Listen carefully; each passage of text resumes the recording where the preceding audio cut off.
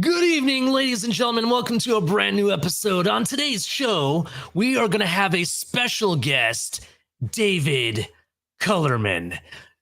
Stay tuned because this is Broken Takes.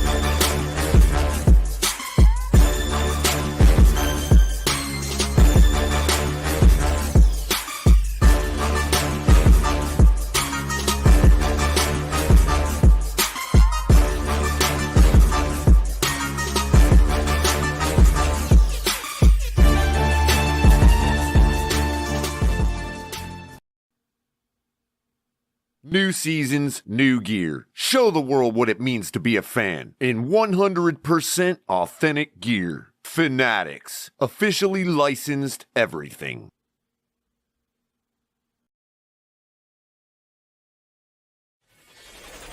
Get ready to dive into a new world of online shopping with the Fins Tailgate. Whether you're a die-hard sports fan or just looking for the latest fashion trends, we've got you covered. With a wide variety of products from your favorite sports teams to stylish accessories and home decor, we're your one-stop shop for all things tailgate. Our easy-to-use website and hassle-free checkout process make shopping with us a breeze. Plus, with frequent sales and discounts, you won't want to shop anywhere else. So come on in and join the party at the Fins Tailgate, your new go-to destination for all things tailgate.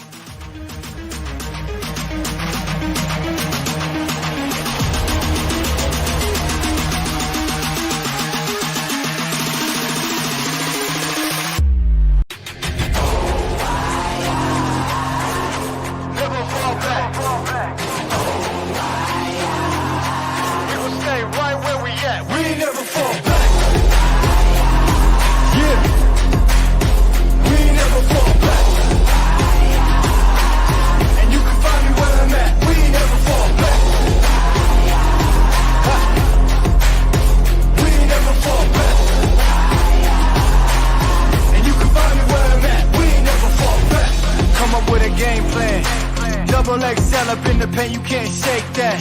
All the way gassed up, full tank, man. Moving too quick, keep the cameras in the playback. Dang, so tell me how you feel with it. You put a lid on it, I ain't got no chill with it. This right here your problem, you gon' have to deal with it. Lay it on the line, high risk, that's the meal ticket. Yeah, we ain't never fall back. Hold our ground where we at, never fall back. No lies, no facts, we gon' stay right where we at. We ain't never fall back.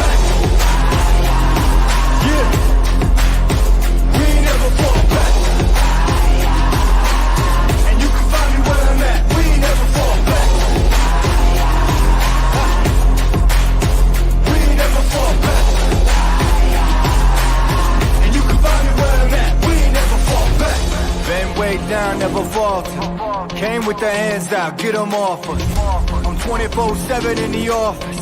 Pay attention cause I ain't repeating offers. Yeah, never met a man I've been scared of. Careful, you gon' get exactly what you asked for. Here for whatever you bring me, getting handled. I answer to no one, I don't need a hassle. Yeah, we ain't never fall back. Hold our ground where we at. We ain't never fall back. Hold our ground where we at. Never fall back. One shot, now the future is yours. Go! Yeah, I was building on a lecture. Verses coming daily under pressure.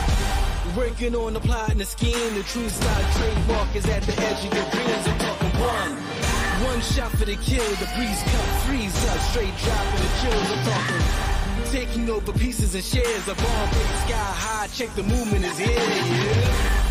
Yeah. It's one heart, one shot, now the future is yours. Go!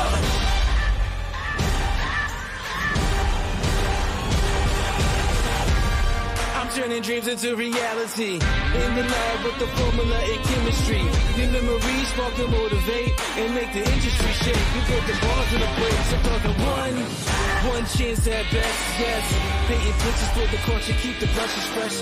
Flip the cover with the drummer, passion never rests. Freedom is our teacher under pressure, now we blessed. See, I was so close with the goal. There's one art, one shot, now the future is yours.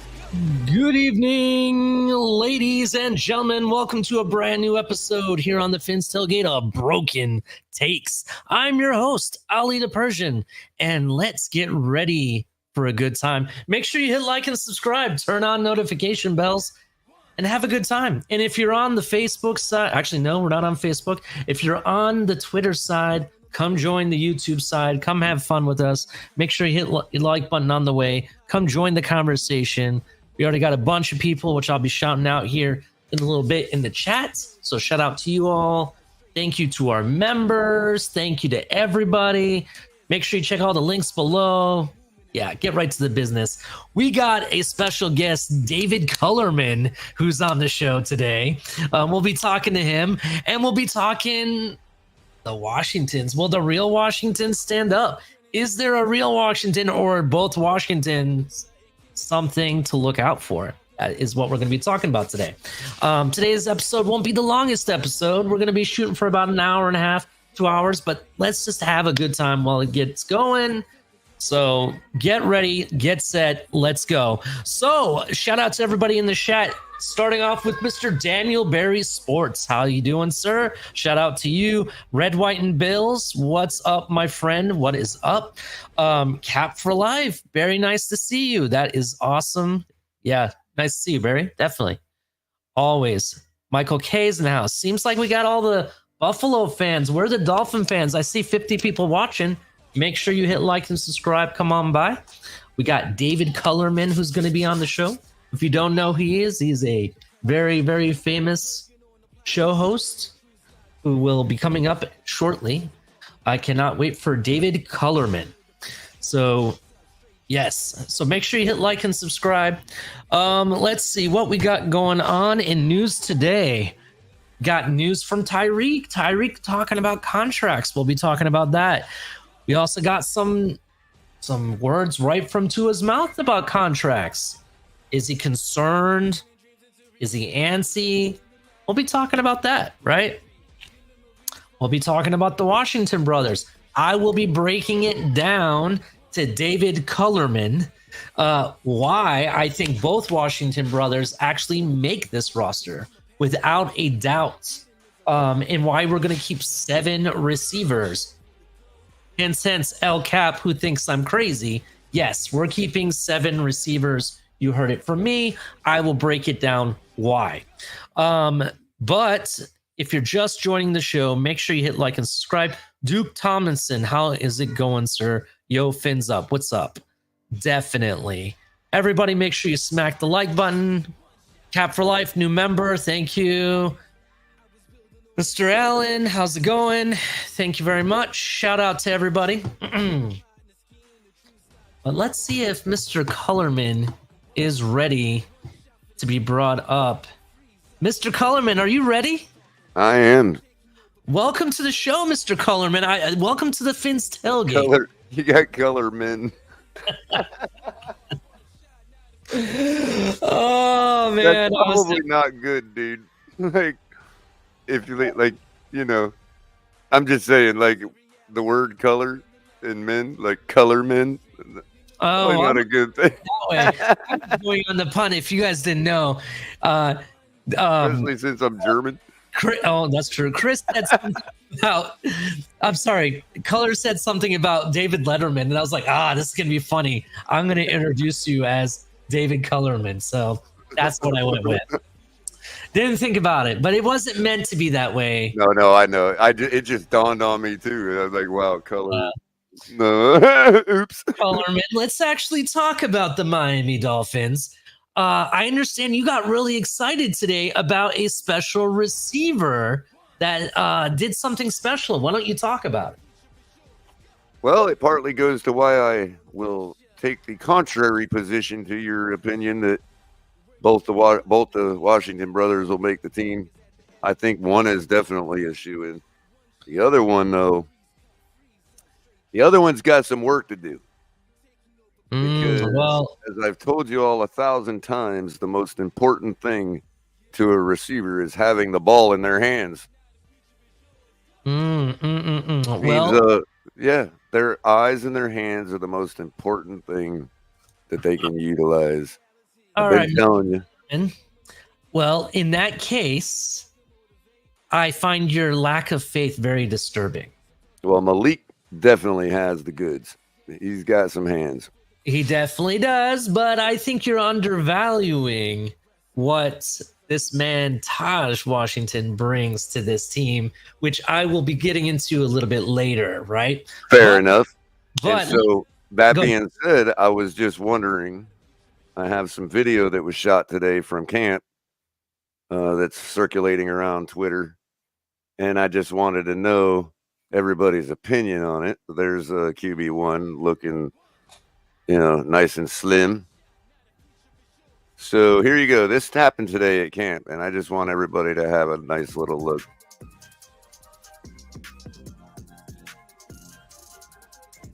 Ooh.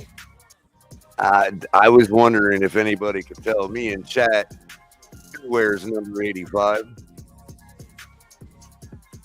Caller, who is number 85? Put it in chat. Is that some Who wears UDF number 85? here? What color? I say put it in chat. Who wears number 85? Let's hear his name. Let's all go down to the river. Have a nice little cookout.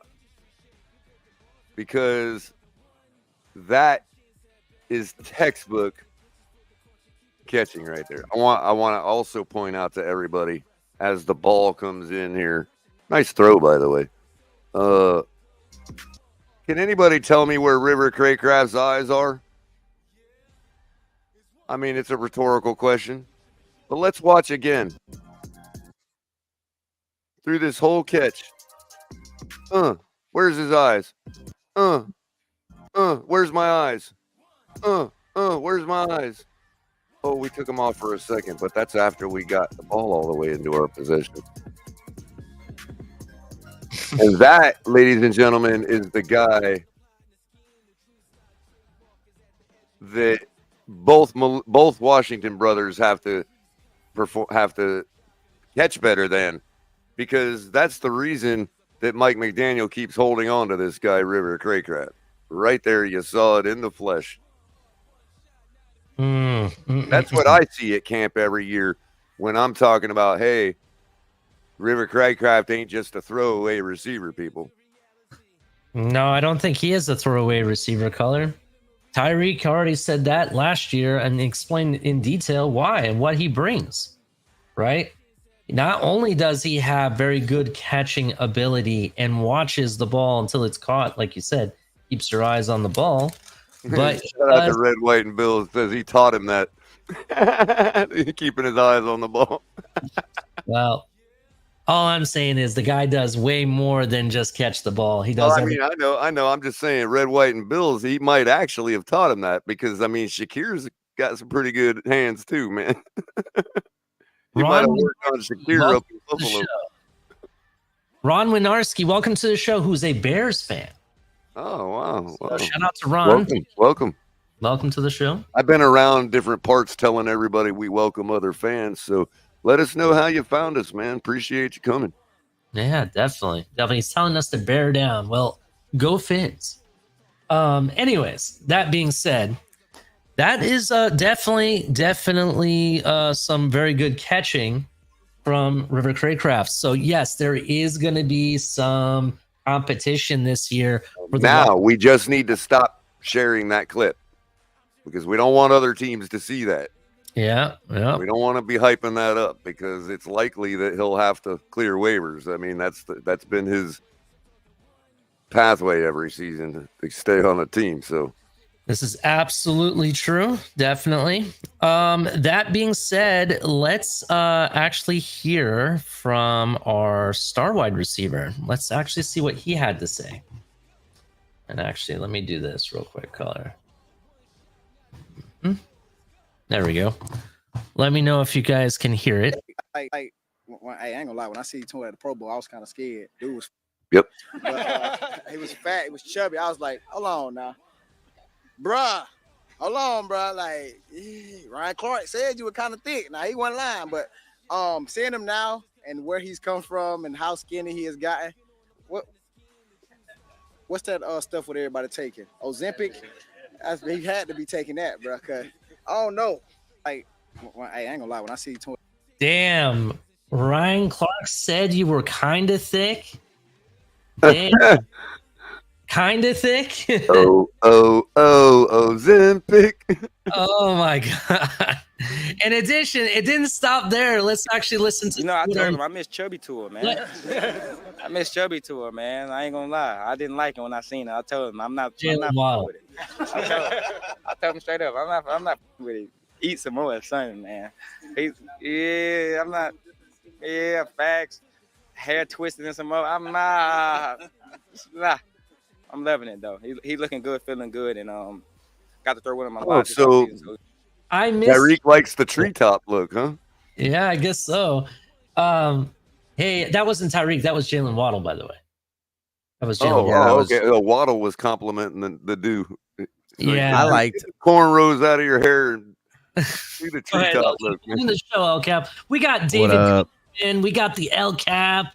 We got the Persian. Make sure you hit the like button. What's up, El Cap? What do you got for us?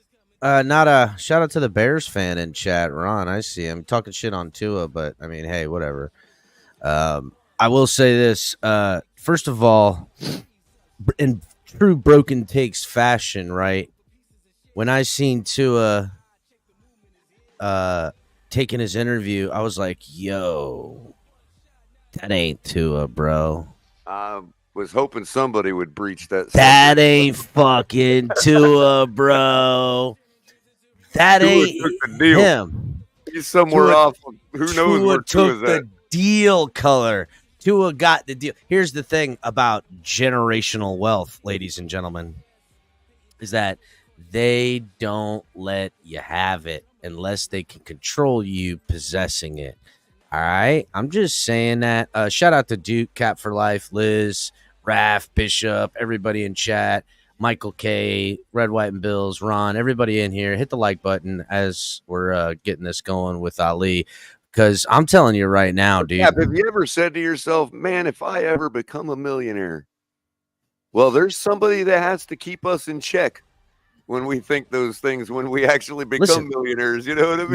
No. Millionaires ain't the problem. It's when you've got hundreds of millions of dollars, money that, in America, we call them now.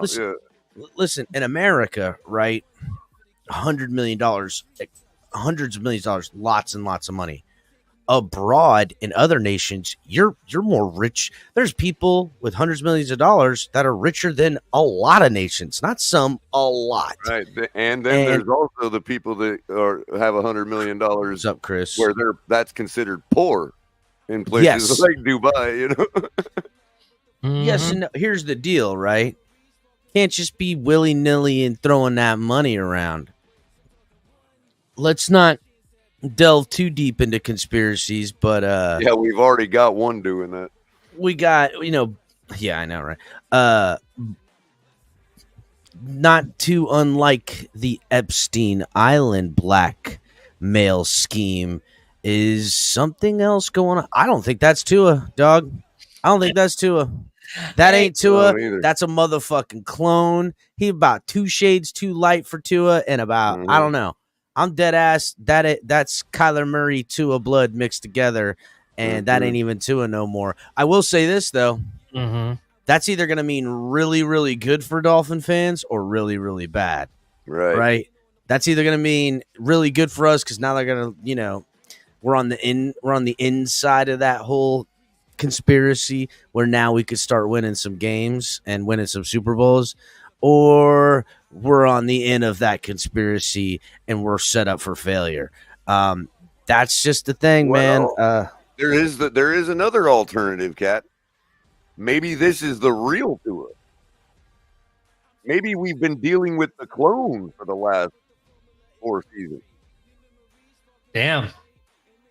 Damn. Like he wasn't ready, so they just stuck out this clone for us to chomp on for a couple I gotta seasons. change You know the what I name mean? of the show color. Will the real Tua stand up? Honestly, I was hoping that was what the name was because the real Washington, I don't get it. Washington. We have two Washingtons on a team. Today's show is about breaking down the Washington brothers. Yeah, this was this is what happened last week. Having to talk about this guy who's Tua. I'm the sorry, meantime, man. all this craziness came out with the camp Yeah, starting. Yeah, dude. Mandatory mini camp starting, and Yeah. Waddle saying he misses chubby Tua. Yeah. He didn't like it right away. Waddle's gut telling him that this ain't the real Tua Tagovailoa. That's why to me it was Waddle tipping his cap to the media, basically saying, yeah, I got paid, I'm still Waddle, but they ain't giving me the money that they're giving Tua, and he gonna get double that, plus he gonna make quadruple what he'll make in the length of his career.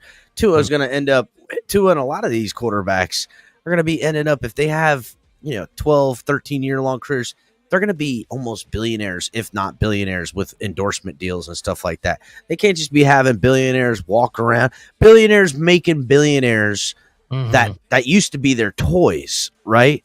It used to be their toy. Now their toy is buying their team. They can't be having that shit going on. I'm just saying, bro. Look, something fishy's going on. I don't think so. But here's what I'm going to tell you. I'm going to go back to the car analogy. We've been using it all off season. We're going to go back to it. What do you do with an old car that you're trying to sell? Sell it to the next guy. You go get an oil change. You go get a tune-up. You fix little things on it. You make it look worth $1,000 more than what it's. Put some motor honey in it. No. You put motor honey in it and put spinners on it these days, dog. That's what gets people to buy it. Okay, either way, you make it look a lot nicer than what it really is, right? That's what's happening here. His agents, his representation, they told him, bro, you want to get paid? We need to get you back in shape because, yeah, you definitely look thick. So they made him put the work in. They put him through the system to lose weight and everything. And now he looks like $1 million. And that's why they want him. That's what they're trying to put in front. See, he's worth it. Look how good he looks, right? That is them trying to fish for leverage in the upcoming contract that he's going to eventually get at some point, right? That's exactly what this is. It's a maneuver to gain leverage that personally, I don't think they have. Color, myself, and everybody already know that the leverage is really on the Miami Dolphins side of things. We want to say it's on Tua's side, but I really don't think so, bro. I don't think he has the leverage that people think. And the reality is that there's no justification on why he should get more or be the highest paid overall in the entire league. There is no justification for it. Now, I do think there's justification to think that he definitely deserves to be paid around or maybe slightly more than Jared Goff. Yeah, I can see that, right? But should he really be paid more than Mahomes in guaranteed money? Should he? I don't think so. Should he be paid more than Burrow in guaranteed money? I don't think so. What do you guys think? No. Easy answer for me.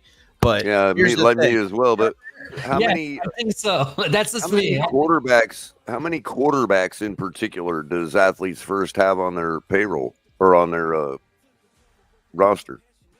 I don't know. I mean, if he's going to get that kind of money, there's a whole lot of phone calls about to happen after that happens, man, for every quarterback that's got this agent. And so there's going to be a whole lot of Baker Mayfield types firing their agents. That is true. So here's the deal, right? Tua did talk about his contract situation, and he was a little colorful, right? Not too colorful, tastefully so. But there was something telling he said, and it was in reference to the market is what the market is, right? Mm-hmm. And it's funny. The market is what the market is. Where have I heard that? Everywhere for freaking the last year, bro. Because Is that right, Color? The market is what the market is. And also, for the last 25 years in the NFL at large, every time we go through this with a different quarterback on any team, it's like clockwork. I've been telling you all, the first thing that happens, all the player advocacy groups start coming out of their woodworks, crawling out of all the corners. Pay this man. Players deserve their money. Blah, blah, blah. We go through the same thing every time this happens. Now you've got, back and forth platitudes and, and truisms and stuff like that. The market is the market. If I hear that one more time, I mean, I swear it's like they're trying to brainwash us or something. Because my response to the market is the market is also and value is value. Hold on one second, Color. We're not supposed to, Hold on one second. I'm sorry, Color. Cap for Life is reporting that Jordan Love is represented by Athletes First. There you go. This is very interesting because news just broke that Jordan Love and his representatives are looking to have a deal done before training camp. Unreal. Would you imagine if Jordan Love gets signed before Tua does Tua drop Athletes First at that point? No. Right. And as Harris, I'm not acting surprised. I'm trying to tell everybody not to be surprised. Everybody thinks that, my take is broken. And it's like, no, I've been following this. Like, it happens like clockwork. Every single player that comes up for the next bag like this. It's just routine in the NFL. It's the same program. It's like, do this. And yet it is a lie. Boxes, you know what I mean? It is a lie. Because since the guaranteed dollars in the mega deal of Deshaun Watson and followed up by lessened guarantees over a 5-year span, but still mega deals of Joe Burrow and Justin Herbert, the contracts that have come out on proven talent more so than all three of those quarterbacks I just named, Deshaun Watson, Justin Herbert, and Joe Burrow, more proven talent with more years and more successes is Jalen Hurts. Well, I guess you could put Jalen Hurts and Joe Burrow close together as far as successes go. But Deshaun. Why do I keep wanting to say Deshaun? Lamar Jackson. These contracts that have come up are all lesser than in value than those other contracts. So to say the market's what the market is, well, the market I just seen was Jared Goff. Yeah. Now you could say he deserves more because he's younger, right? Here's another thing. Y'all remember the housing crisis in 2008? And the banking crisis and all that? That's called a market bubble. And these quarterbacks that Cap's talking about that are represented by this group are creating a bubble. Yeah, they're giving strippers their third house, right, on self-employed callers. We can talk about market is the market, but we can also talk about value being value, because the market for a fast food cheeseburger right now is what, $6? How many of y'all are going to McDonald's to pay that? I don't eat McDonald's, but I get your drift. You are. You know what I mean? But I'd rather go to Denny's and get an $8 real cheeseburger.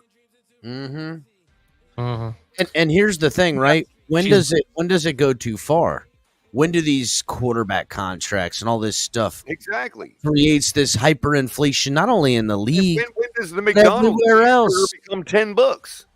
Market shits the bed. These stadiums won't be able to, whatever, potentially. I don't see it shit in the bed like that. I mean, but you know what I mean. Again, there's going to be some form of paying the piper. The market is flooded with a bunch of electric vehicles. Am I buying one? Not anytime soon. It makes me wonder, with players wanting more money, right? And it's more so, I've seen it more so as future, guaranteed or money for their future, right? That's the after football thought. Will teams start to pay players instead of with cash, but with like percentage of ownership, which could have over time be a lot more than just paying the cash up front? Didn't they offer Brady that one time? I don't know. Did they? Somebody did. I'm surprised because I've seen it done in other sports. In other sports, they gave percentages to players. In fact, wasn't there a baseball player that they owed him so much money they basically gave him the team? Yeah, that guy that signed with the Dodgers. What's his name? I know what you're talking about. Yeah, that deal got done not that long ago. No. I'm he talking signed about a lifetime deal for something like that. Now he has controlling interest of the team. I want to say it was Aaron A-Rod. Yeah, I think it was Aaron Rodriguez. They owed him. Well, his was so big that they still owe him. They still owe him. He's still getting paid. Look at that. I don't know if it's still going on, but we had this conversation probably maybe a year and a half, 2 years ago, and he was still on their payroll, and I believe it was the Yankees. Yeah, I know he got traded. I know he signed like multiple big deals with different teams, and he kept getting traded or something, and that's why these teams keep paying him. So, but anyway, that being said, that's baseball market. Definitely. But hey, the contracts don't stop. That's a great example. I'm sorry, Ali. That's a great example. The St. Louis Cardinals, spent 10 years or something with Albert Pujols. Albert Pujols was their Dan Marino.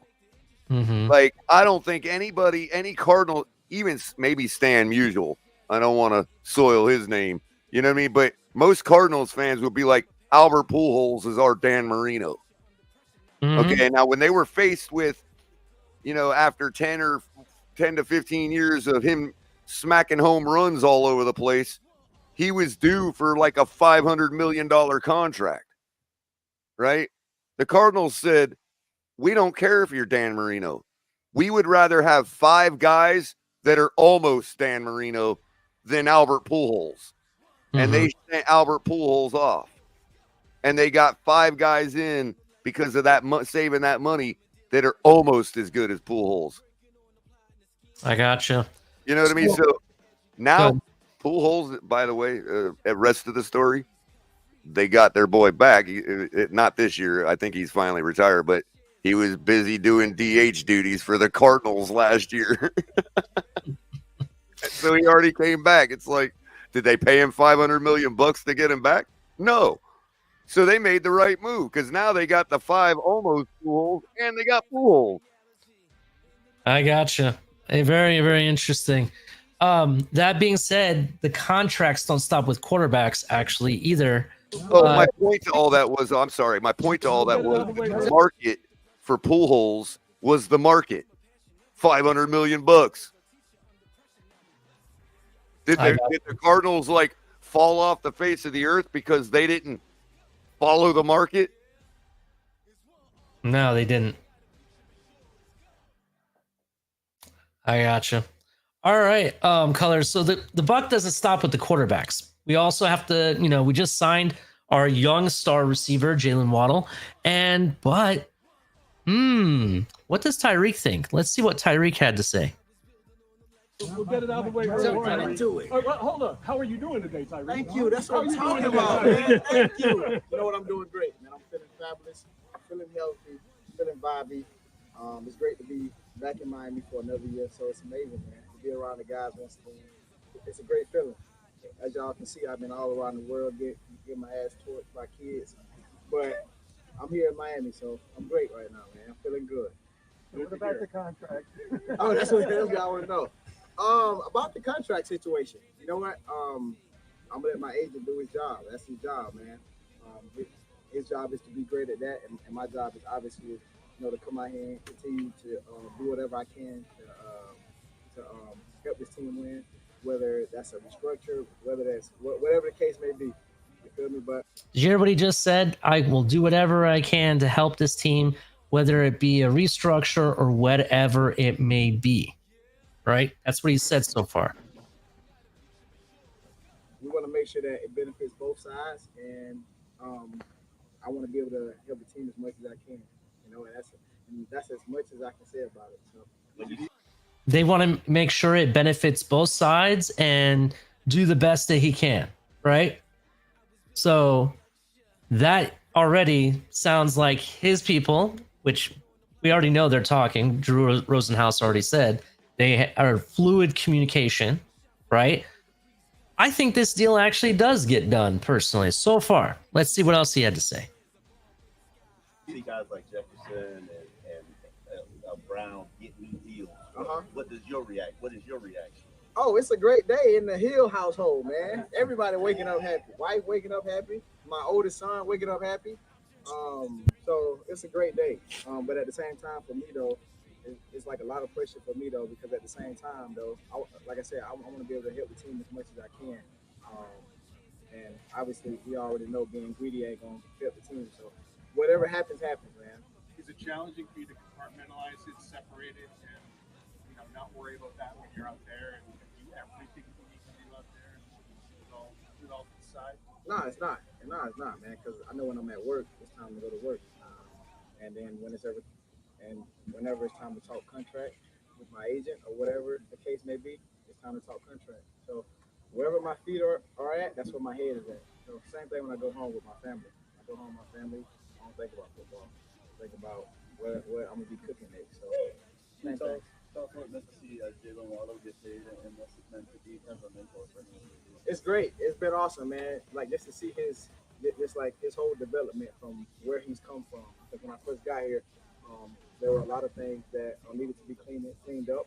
And I was the same way too, though. Young pup, very explosive, fast, could move with some of the best of them. But as far as with Jalen, he's done a great job of taking on like some of the things what I've been telling him. And we have such a tremendous receiver coach in Wes Worker that he's been listening to him also. So just to see him get paid, just to see him, get recognized as one of the top guys in this league is awesome, man. So it's fun. So now his new nickname for me is 28. Every time I see him, I say, "What's up, 28?" So it's fun. Tyreek, you said a lot about how you want to retire a Dolphin. Yeah. Mike Daniel talked about it today.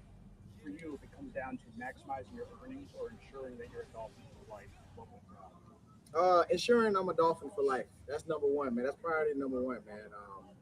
All right, you heard it from him. Priority number one, to be a Dolphin for life, right? Mm-hmm. And the guy asked him point, what is more important to you, being highest paid or your earnings, or being a Dolphin for life and retiring a Dolphin?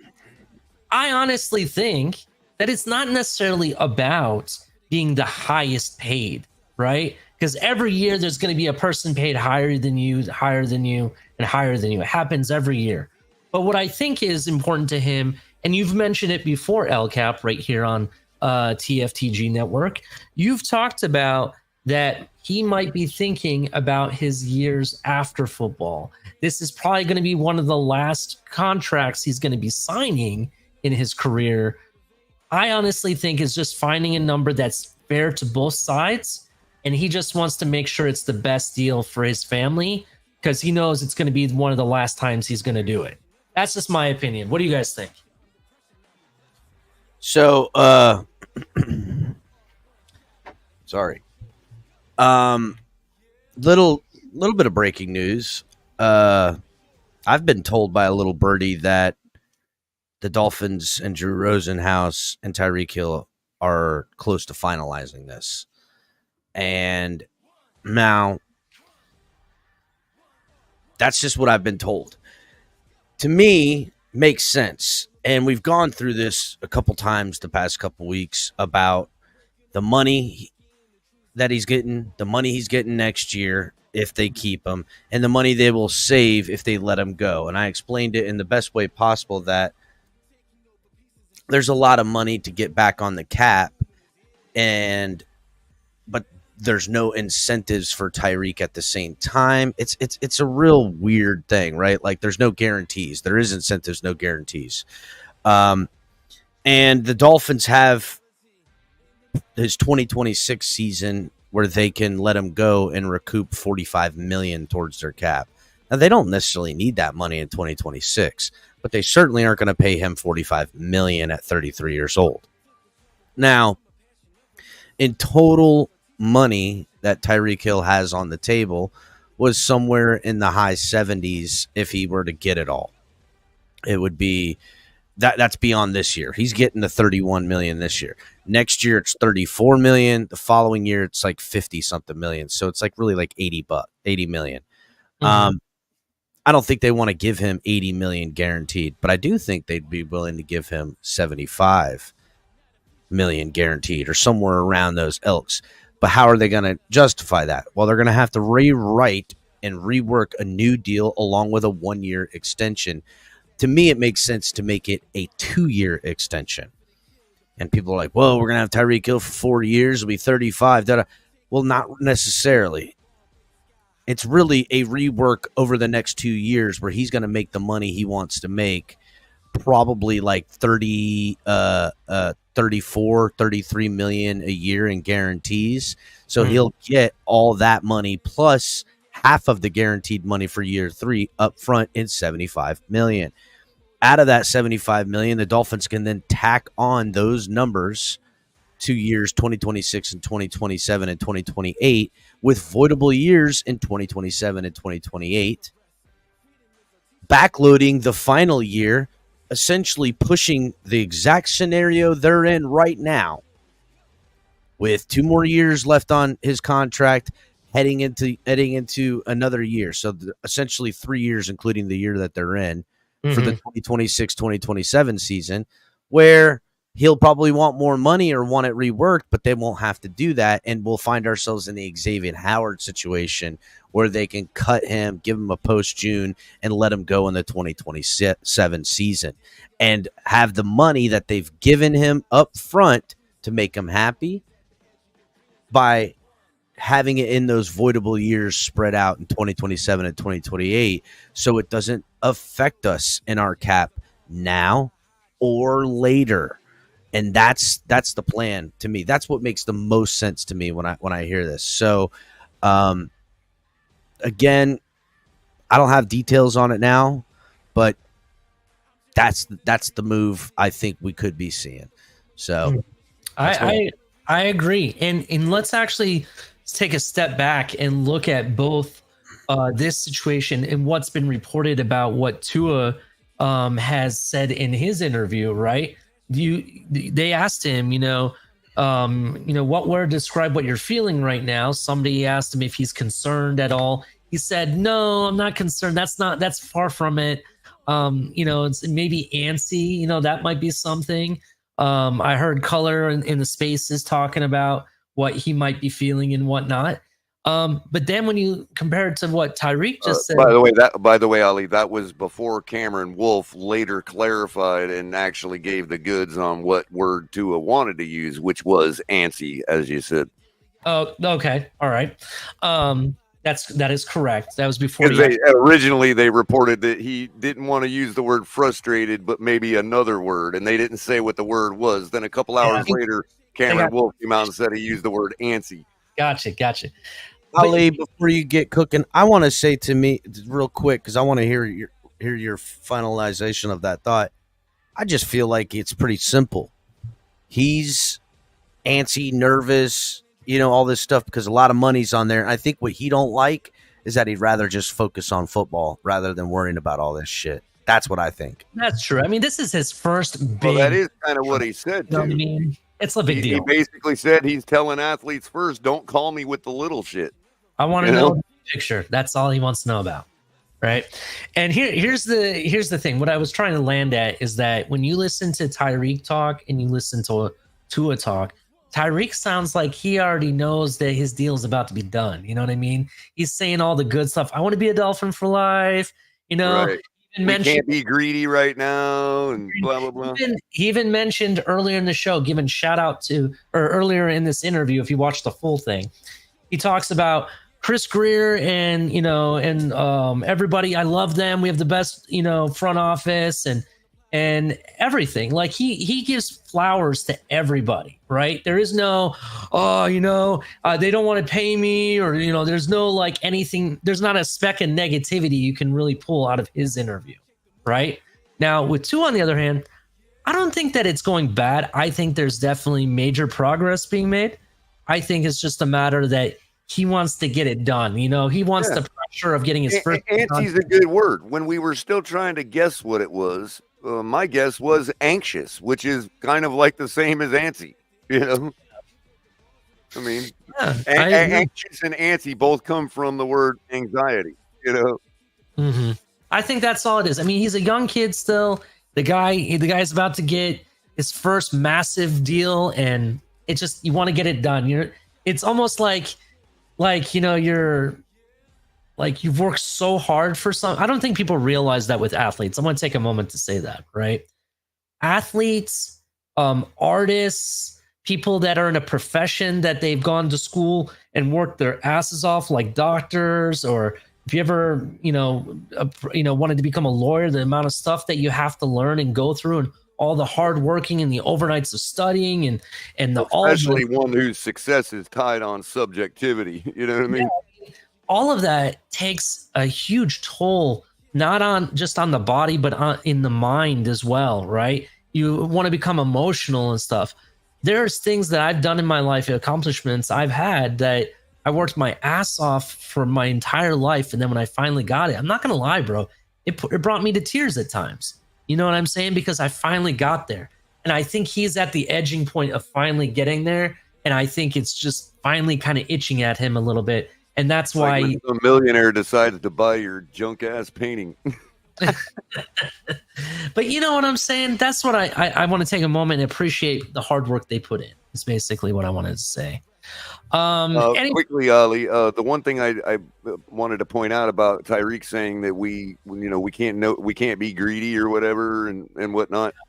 I think it's also fair to say that that's sort of double speaking, because when he says, well, we can't be greedy, the average person will assume that means that he can't break the bank. But that's not true, because if you're Tyreek Hill and Justin Jefferson just got the money he got, then I would argue just below that or a dollar more than that is not being greedy for Tyreek. He deserves that.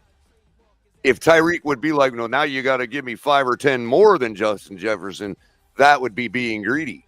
But I don't think getting top wide receiver money for Tyreek Hill is considered greedy. That's deserved. So he can say, I'm asking for top money and I'm not being greedy about it. Yeah, I think there's going to be a fine line to the QB1. That's a message to say, bro, you got to, if you want top money and you want to say you're not being greedy, you need to earn that top money. I don't know if it's a message so much to Tua, but I will say this. Tyreek Hill probably closer to getting his deal done, at least how him and his representation feel, is showing up in his interview, right? Confirming what my guy is telling me. That being said, on the flip side, Tua obviously having displeasure on his face. So if the Dolphins and Tua come to an agreement, it doesn't listen. Hey, see what you could do about Tua. We're trying to get him underneath there too. You know what I'm saying? Not that he's trying to push Tua or anything, but he's playing good employee now that he's taken care of. Yeah, absolutely. It does seem like because after all of this, Cap, you're right. He went on for the rest of the afternoon, went on a local news campaign pumping Tua. Yep. And so I think we see. Man. What a clever dude. I think it's going to go one or two ways. One, Tyreek Hill is signed before the end of the week. Clip it. And the Tua deal takes weeks longer. Right. Weeks. Cap for Life's taking the words out of my mouth. I think Drew Rosenhaus is schooling the athletes first right now. Yeah, he is. and then on the flip side, right? If Tua signs before Tyreek, if and whenever that does happen, 48 hours after that point, Tyreek resigns. So let me say it again. Mm-hmm.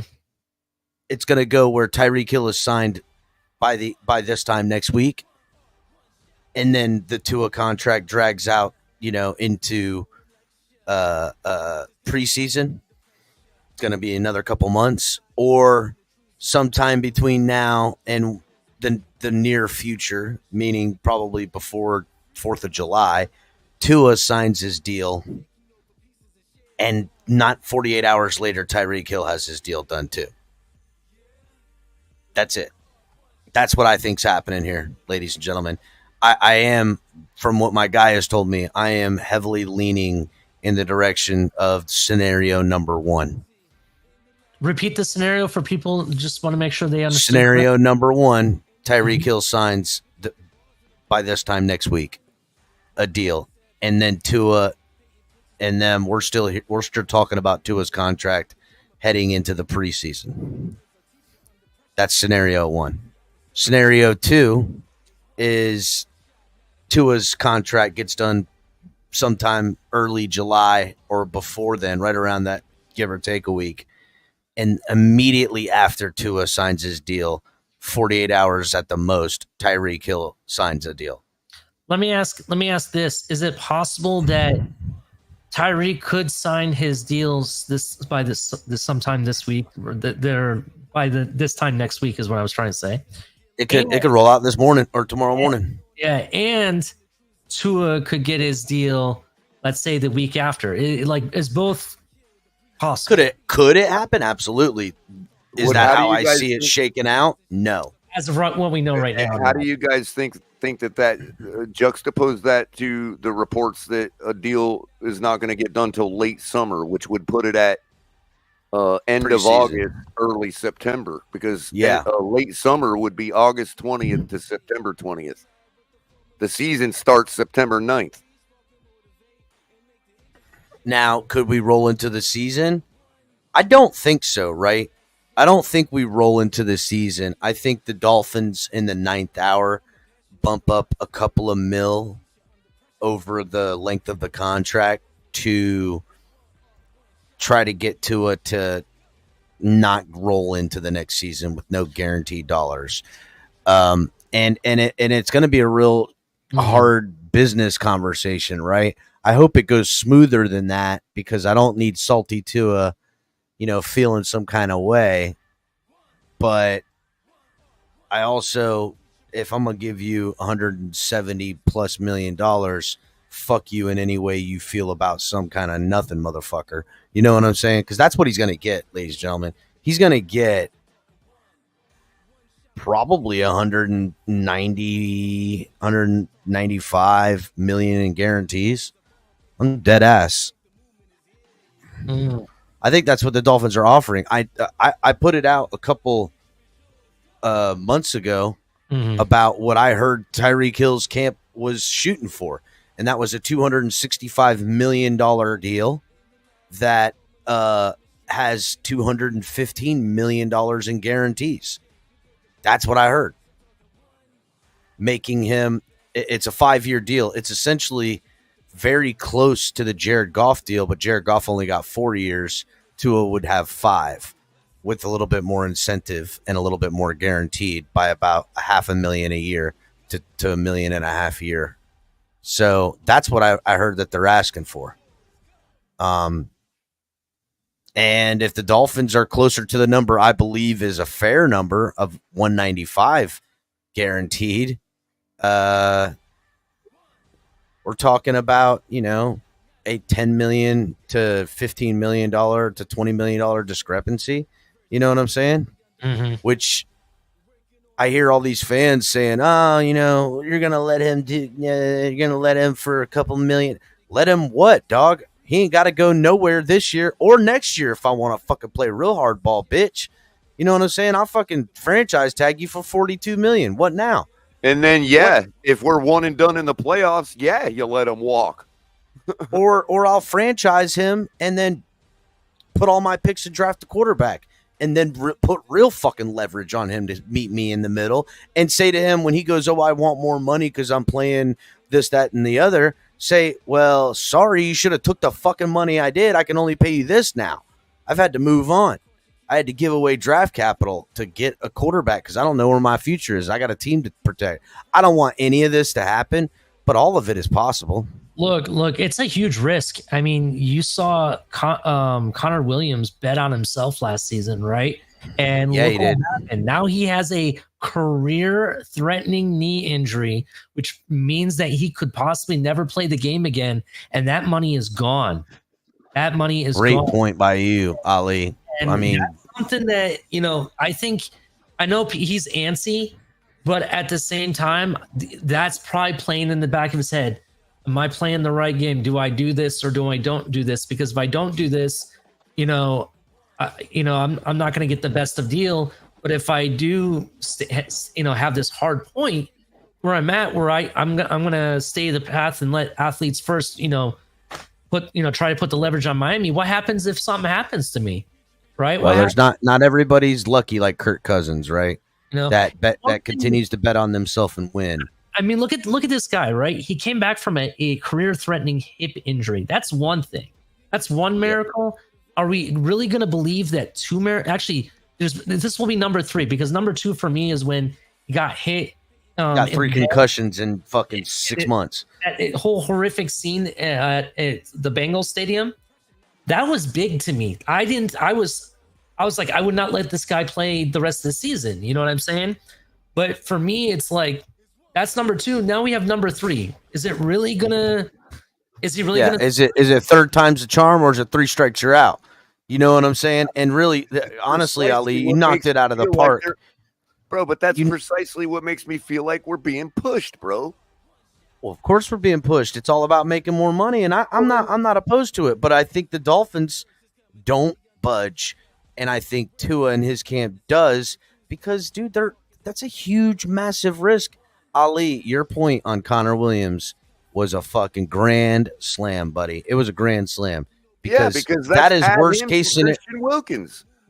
I'm not the only one that feels this way, but I mean, to me, that is the most important thing.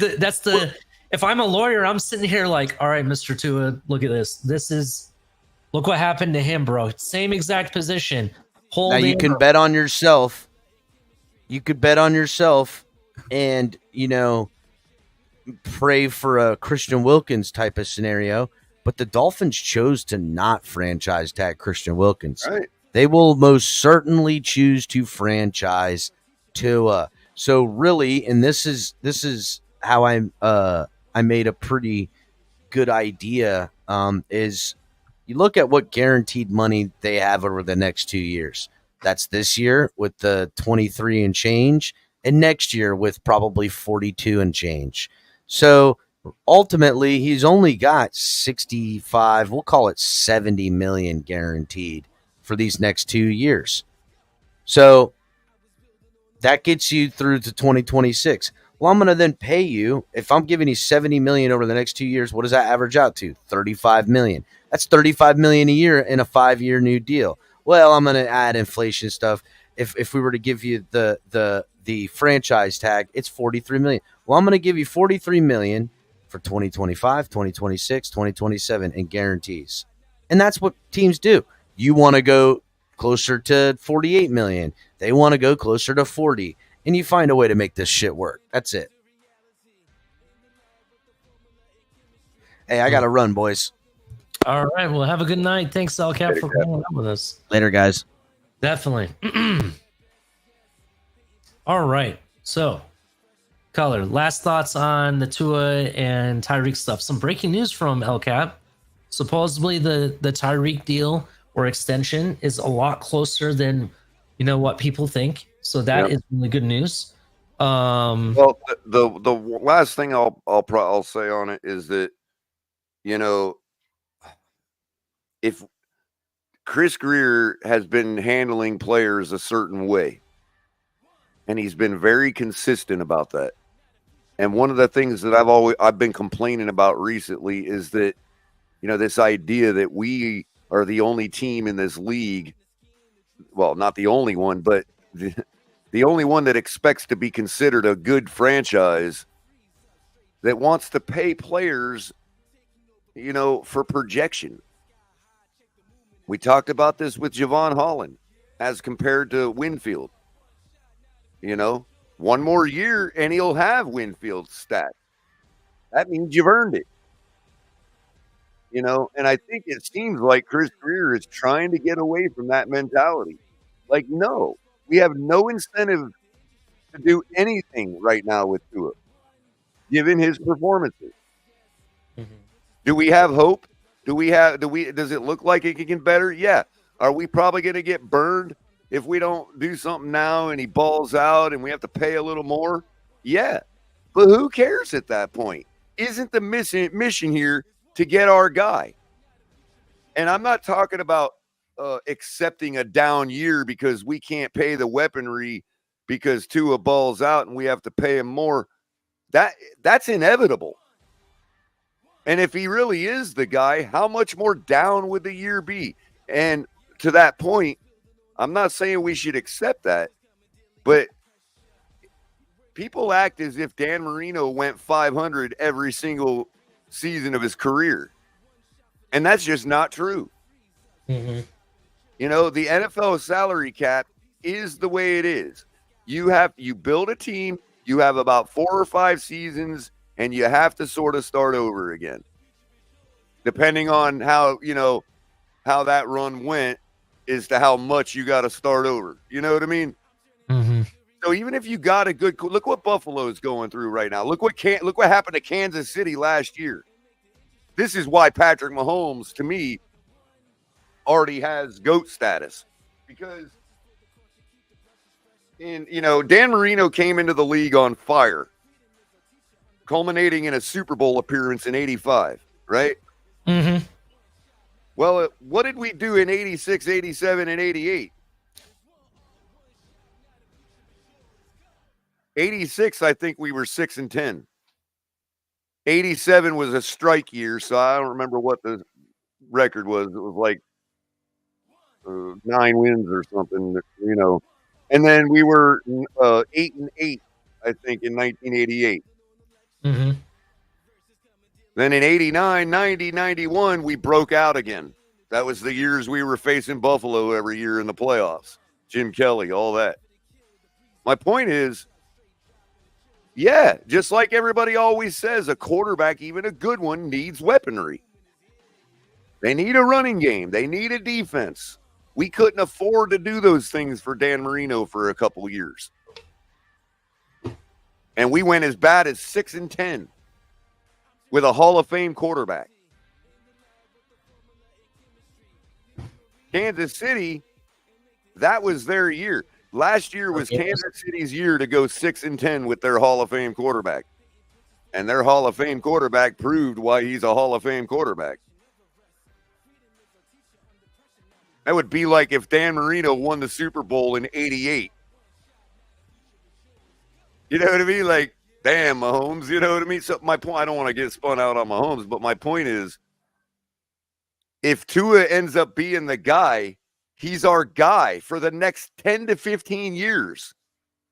Who cares if we lose an extra 5 or 10 million because we didn't pay him now? Yeah. I just don't get what people can't see about that. You've hit the promised land. Pay what you got to pay at that point.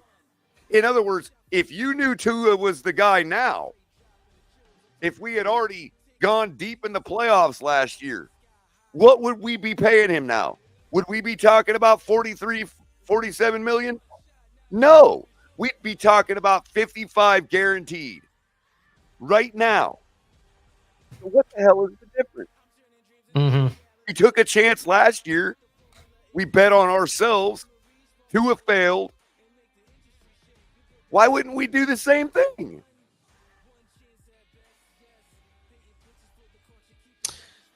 Yeah, I'm with you, Color. That's kind of that's as succinct as I can put it, Ollie. That's, after months of talking about this, that's where I'm at. Yeah, I get you. So what if we have to pay $5 or $10 million more? It's not that big of a deal. Same with the franchise. Oh, if we got to franchise tag him, then that takes an immediate $43 million hit, whatever. It's like, yeah, but even if you even if you franchise tag him and then come up, I think there's like he's the guy. How much weaponry could we really lose, dude?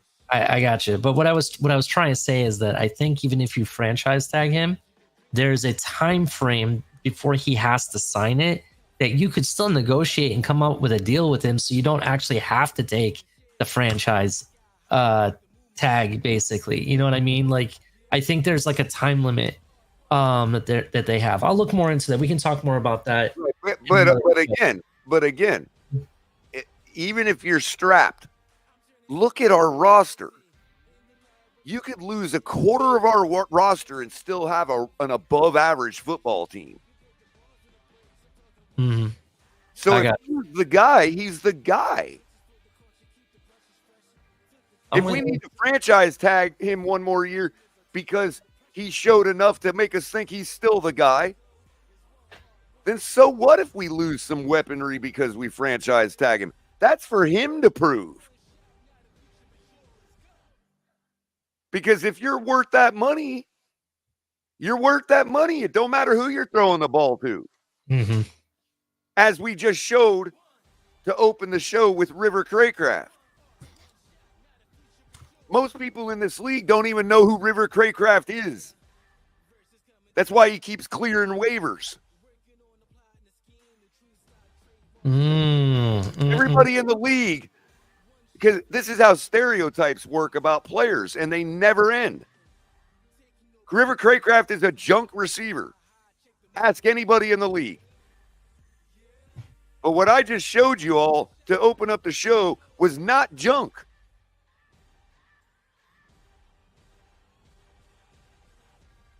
So if Tua can't get it done because River Craycraft is our wide receiver 3, and that's the best we got for wide receiver 3, I expect us still to win.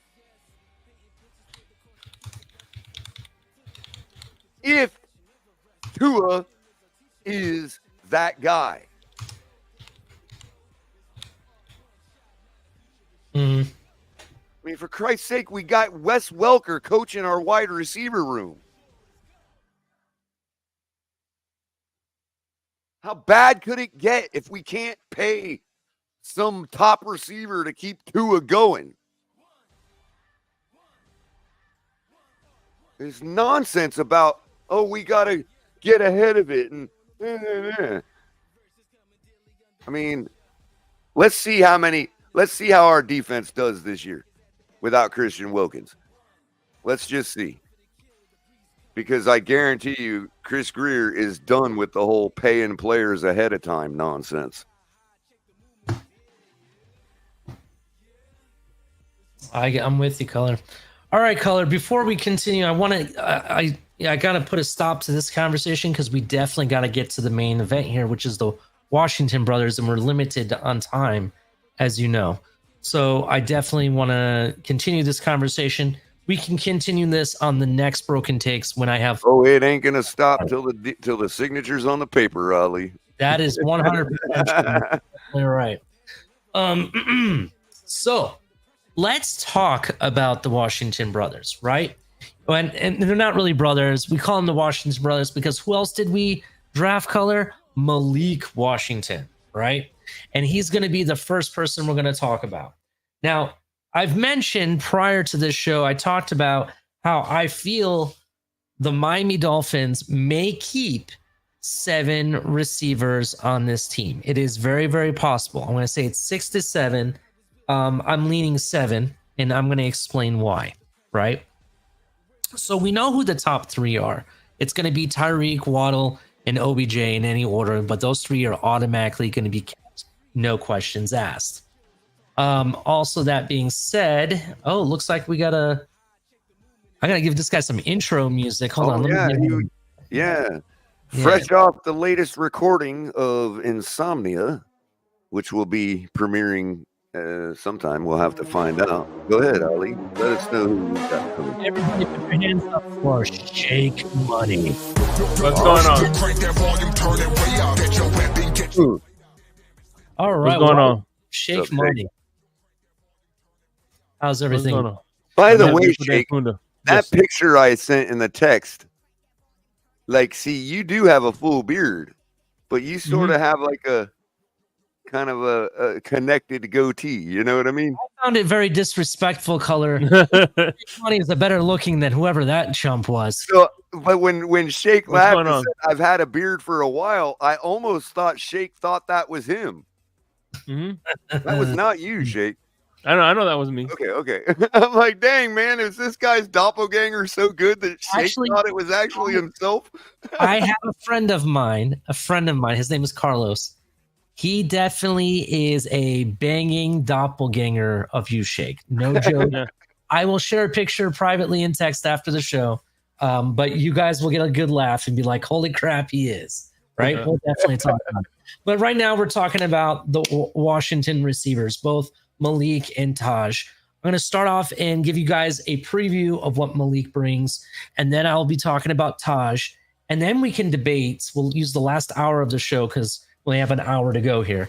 And by the way, real quick, Friday morning at 3:00, the episode of Insomnia will drop, and it's featuring the man in the chat, Q, and we're going to talk about the Steelers offseason. So appreciate the. Oh, nice. That'd be a good one. We're going to be talking about how we're going to recycle cans instead of building a steel wall. Do we get a face reveal for Q, or did he go? No. Oh, all right. Got to get Q a camera, man. The only thing that is good about the Steelers was the bus, in my opinion. Just kidding, Q. I love you, but no, I do really respect the bus, though, for real. All right, so let's keep it moving. So let's first talk about Malik Washington. Everybody know? Actually, did we just get somebody else? Oh my God, who else is up in here? Oh no, I gotta give this guy some music. Holy crap! Let's give him. He likes this style of music. This is good for him.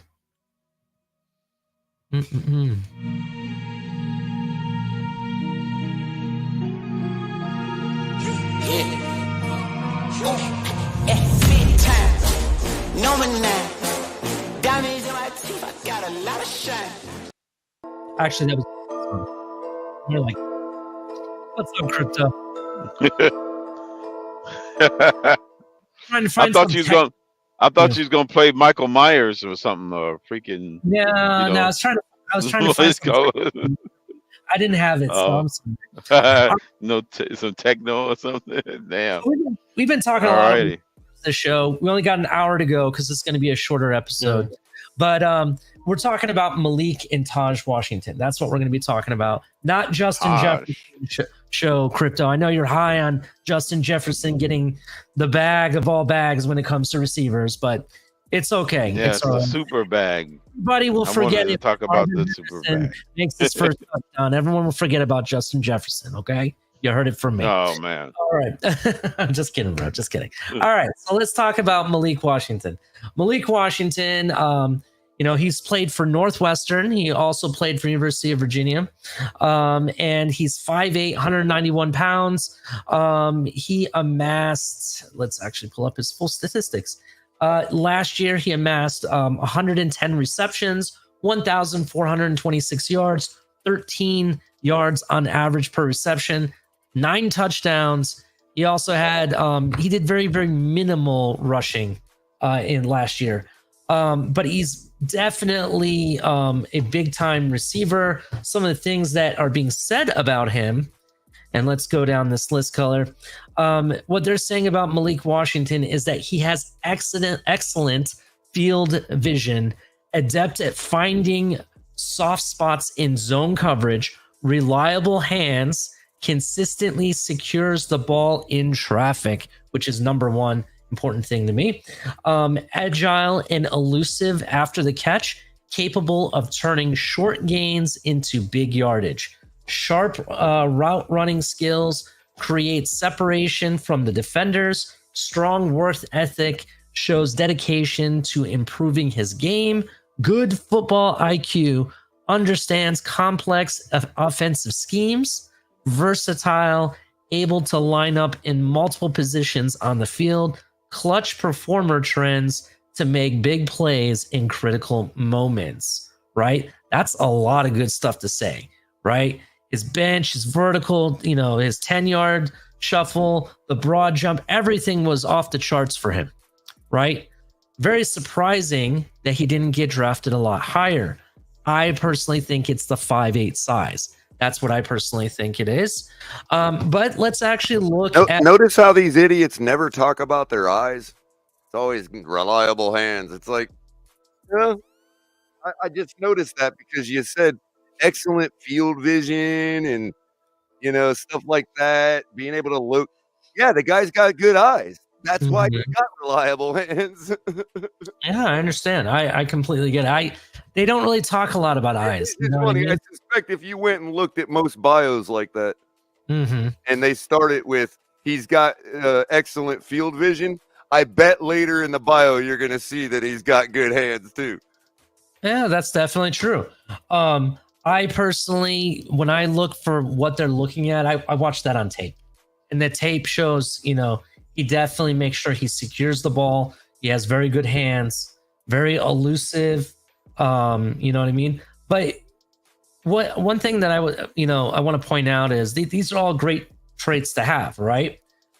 But one thing they said is that he can play in multiple different wide receiver positions on the field. And let's actually look at where he lined up mostly last season, right? I actually have that here. And let's share the screen. By the way, Crypto, I'm on a mission to improve the quality of the average NFL wide receiver, or it's going to kill me, bro. I'm going to be pounding this stuff about the eyes until I die, man. He definitely is. Oh, yeah. Let's keep it going. So here, as you can see, yeah, he's played maybe 11% in the wide position. As the X, he also has played the wide receiver, which is more like a tight end. You also have you see 0% in the running backs for people that thinks that he can play in the backfield. Yeah, it's possible with his size and hands, but he rarely, hardly ever did it. So it's really not that big plausible. The biggest thing, which I think is something we've been looking for, is a slot position. The slot receiver position, he played over 80% of his snaps under. I expect us to use him in that position a lot, right? That also being said, let me stop sharing that. And I have something else to share. Here we go. And let me close this out. This one. Here we go. All right. Here is pretty much his route tree, right? So here you can see more than 15% were two routes that he ran the most last season. He ran a curl route, obviously, 15.2%, and then the go route, 15.5% of the time. The next highest really was the crossing route, right? In the slot position, I do see a lot of crosses being made. I can see maybe him getting a post every once in a while. As you saw, he only had a post and corner maybe 3.8 to 5.3% of the time, right? All of this information is really telling me that I really think he's going to play a lot in the slot. You're going to see a lot of crossing routes, maybe some slants. You're going to see stuff like that done. But don't just say that's all he's going to run, because who do we have as coach? Mike McDaniel. McDaniel makes something out of nothing. He'll confuse people, have him running routes that you wouldn't expect, right? So a lot to be loved on the table. This is Malik Washington. It's what we expect. We expect this guy to be the next guy when it comes to the slot receiver and being our wide receiver number 3. That's what a lot of people are saying already off the get-go. All right. Now, any thoughts on Malik before we move on to Taj? I think it's an interesting route tree. It's pretty good. Man, I just think he's a shoo-in. Not much to say. The guy's he's ready. Definitely. He might be a day oneer. Definitely. here's something to note at least regarding weaknesses. The first thing they mention is his size, and that's why I think is the biggest reason why he didn't get drafted as high as I would have loved him to. He lacks elite top speed, right? But I still think that he's definitely fast. I mean, the guy ran a 4.4. He's a 4.47 kind of guy. You know what I'm saying? So I think he's, just a little bit faster than fast. You know what I mean? He just doesn't have the blazing burner 4.2, 4.3 speed that you may see some of these but other. that don't mean he doesn't have game speed, That is true. Catch up to the ball speed. That is true. And sometimes you don't need to have the fastest speed to get open, because really it comes down to your football IQ and your knowing the weak spots of, zone defense and whatnot, which I'm going to get more into when we talk about Taj. The other thing is they said that his blocking is very questionable. Well, actually not really questionable. I take that back. They said that it needs improving. He needs to improve blocking to be more effective in the run game. So basically what they're saying, if you're looking him to block and stuff, he needs to improve it, is basically what they're saying. So and on that speed thing, there's, it's really, I know that's like anecdotal and all that. People don't really think of on these terms, but there's that extra burst that gets you to the football if you're a receiver. Like, it was one of the things that, not to pat myself on the back, but because I'm a slow ass freaking runner, I'm not like a speed guy, right? But one of the things that I've been told by coaches, that they always complimented me on, was the ability when the ball is coming to you, if it's a little further or whatever, it's like you have that extra in that moment when the ball's coming down and you're running about another 2 or 3 yards to catch up to it. In that moment, you have this little extra push that gets you to that ball. You know what I mean? Even if it's the little extra push to get to be able to dive for it or something, you know what I mean, or whatever. And so you could talk about 4.5 speed, 4.4, whatever. But what I want to know is when that ball's dropping out of the air, what kind of speed does that guy, what kind of acceleration does that guy have from that moment to the point his hands touch the ball? And that's something you can't really measure, man, until you're in game time or whatever and seeing a guy perform. You know what I mean? Yeah, that is true. I mean, because you may not have the from yard 1 to yard 40 speed, right? One of the aspects of what they call game speed. You know what I mean? Small reaction from yard 36 to 35 or 36 to 40 at whatever speed you have in between there. Whatever I got to do to catch up to that ball, man. You know what I mean? Because remember why it's happening, though. For the same reason. My eyes are on it, right? And it's like, no matter what I got to do, I've got to follow the ball in. So I've got to get there. And in that moment, you just do whatever. That little extra acceleration. You don't know where it comes from, but maybe it's my long arms. I don't know. And my long fingertips, I don't know. But it's part of the overall idea of what we call game speed, as opposed to, regular measurables, the 40-yard dash and all that. Definitely. Welcome back, Crypto. So let's keep moving. Separation is another one, Ali, that you said that what's his name gets good separation. Malik gets good separation. Oh, I was trying that's the other that's the same thing as game speed. It's part of that whole game speed philosophy of, hey, I got to do that extra little bit, that extra little acceleration to get away from that defender. So just to give some clarity to the audience, right? I actually did have a deep dive of Taj and Malik done with a lot more stats. Unfortunately, because of unforeseen circumstances, some of my information went missing, and I don't necessarily have access or the time to pull all that information up again. What I will say is that it's been reported. I will say it's been reported because that's what people are reporting, that the separation that both these receivers get, both Taj and Malik, is by far some of the top in the rookie class of receivers. I want to say I saw somewhere that that Taj actually gets like 85% separation, where the separation percentage for Malik is like 75%, something to that effect is what was being reported. So I tried to look into that and figure out, can I find anything that kind of proves that point? What I did find is that with each play, there's a certain amount of, I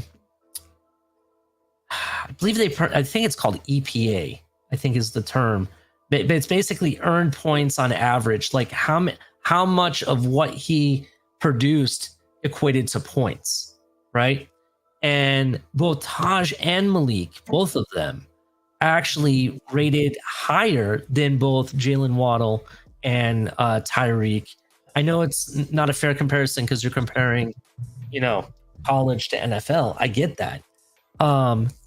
But it was very interesting that their earned points on average was a lot higher. And also, if it's above average in college, it's likely comparable in the NFL. You know what I mean? Yeah, that's kind of what I was looking at. So let's talk about Taj a little bit more, because we already know, you're already saying Malik is a shoo-in. I agree with you. He's a shoo-in. So you got Tyreek, you got Waddle, you got OBJ, and you got Malik Washington. Those guys for sure are going to make it. And by the way, if you didn't see the pictures flowing on Twitter today with OBJ and the aqua and orange, it looks fire. I actually might buy myself an OBJ jersey just because it looks fire. Not gonna lie, right? So you got these four guys, right? Who else is gonna make it? Now I'm gonna stick with my guns and say that 7 receivers make this. I honestly think. Everyone thinks I'm crazy that it's only gonna be 6, and you might be right, but I have a feeling I'm going with 7. I'm going with 7, and this is why, right? So the next guy, we'll talk, and actually before we get into those guys, or before I get into Taj, we'll talk about the other 2 guys. So you got Eazy-E, you got Berrios, and you got River Craycraft. These 3 guys outside of Taj are really the most probable guys that could make this roster. Any one of these guys, right? I say that River Craycraft makes this team because of the fact that he does everything very, very good. That not necessarily catching the ball, like that is definitely something he does very good, but outside of that, he does more than what the average receiver does. He makes sure that his blocking assignment is taken care of. He blocks very well. He runs routes very well. He knows every play, where to line up exactly. There's no questions asked. He does everything and anything his coach and his quarterback requires of him. He actually has a rapport with Tua, right? All of these things that he brings to the table, I think, equate to why he should be on this team when it comes to River Craycraft. With that also being said, though, I also think that the Miami Dolphins could use him as a mentor for both of these wide receivers, rookie wide receivers, both Taj and Malik. And I could see him making the roster for that fact. It's not like we haven't seen that before, where they brought in someone that's a little bit more experienced to kind of give the ropes for all the other 2 guys that are very young. We've seen it before, right? I honestly think it benefits the Dolphins if they do that as well. Now, that's not the main reason why I think Taj is going to make this roster and River Craycraft. I'll add into that a little bit later. Let's talk about the other 2 guys. If you're going to say Berrios is going to make this team, yeah, he is very explosive in the kick return. But outside of that, what does he do? What does he do for you? I mean, people say he got open, but I didn't really see it. Sometimes he was inconsistent catching. You know what I mean? It just didn't. It looked like Jakeem Grant at times for me when I saw him in the offense. Right? That's what I kind of saw.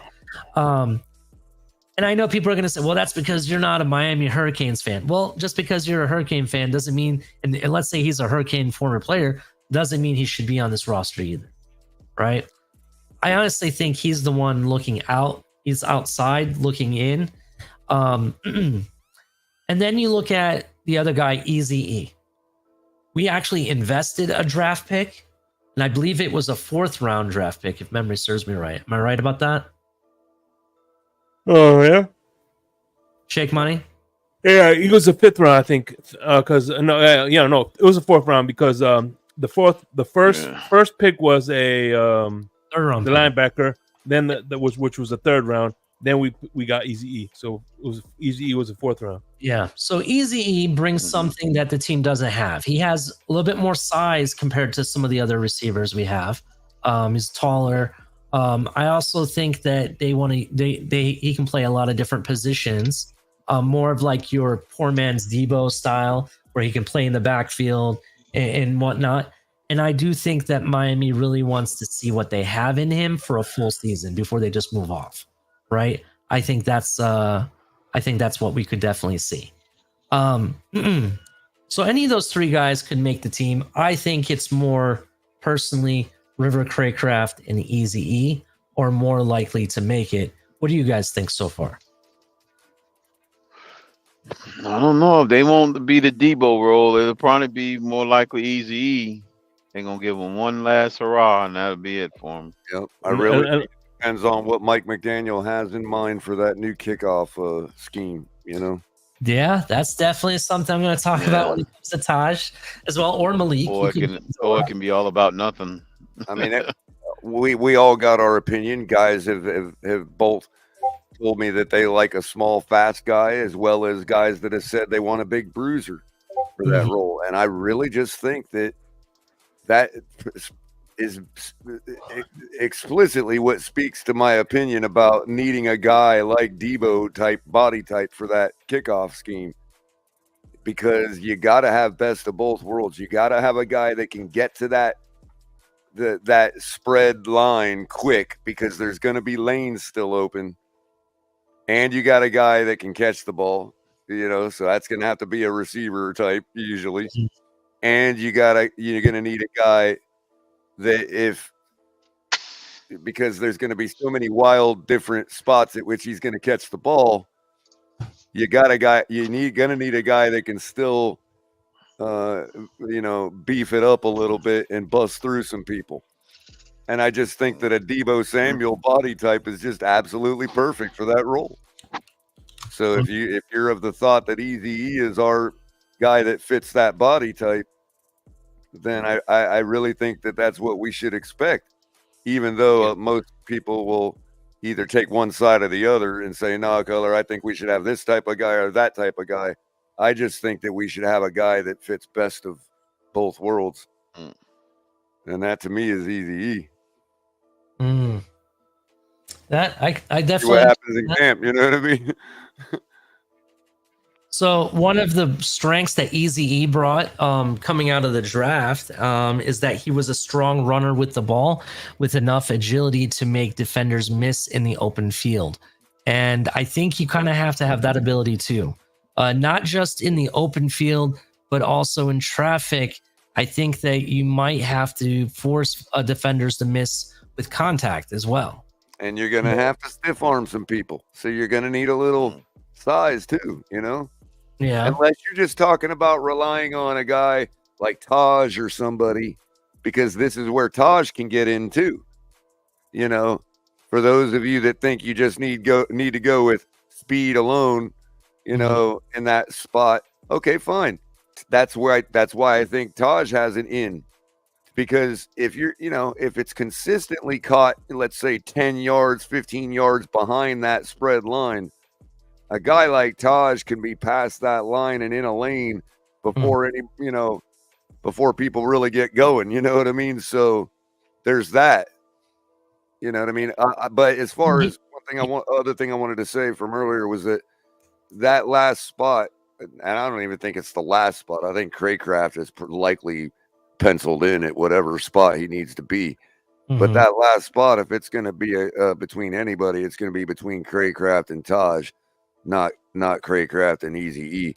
And this is why I've taken the position, when you first came up with the idea for this show, that I just don't believe that both Washingtons will make the team. I think definitely one of them. Gonna be hard for both of them to make it. All right. Well, I haven't even gotten to Taj yet, which we'll talk about. I know. Just I know you're reaffirming where you're at, but that's fine.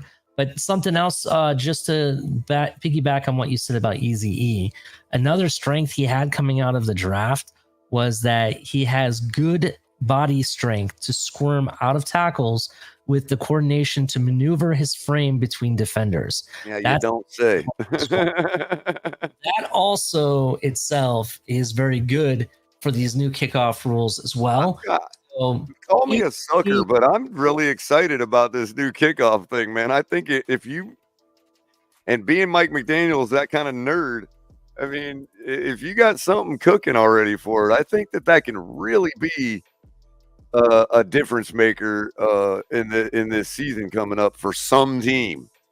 We don't know who it's going to be, but let's make it us. You know what I mean? Somebody will come up with something to maximize that rule or exploit it. So that will be at some point in the season. Yeah, a team in the NFL is going to save their season because of that kickoff. Mark my words. I don't know who it's going to be. But some team is going to their season is going to literally be saved by a kickoff return in that new scheme. Yep, I agree with you there. Let's timestamp that. June 4th, 2024. I said it first. Yeah, definitely.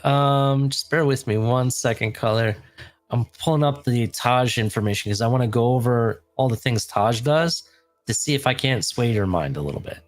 Just a little bit. While you're doing that, Ali, I need to go mobile for just a second, so I need to switch devices. Go ahead. Definitely. Make sure you hit the like button, everybody. Make sure you subscribe over here on YouTube if you haven't already. Turn on the notification bell. We're talking Taj Washington, Malik Washington. We got Shake Money in the house. We got David Colorman in the house. If you didn't know, Shake, we were talking about David Letterman, and he goes, yeah, it's not like you're going to interview David Letterman tonight. And I said, oh, yeah? Let's watch this. So I changed his name to David Colorman. I thought it was funny. So, Shake, how you been, man? How's everything going? I'm doing good. About yourself? Every day is a new day. Yeah, welcome back. Adventure. Definitely.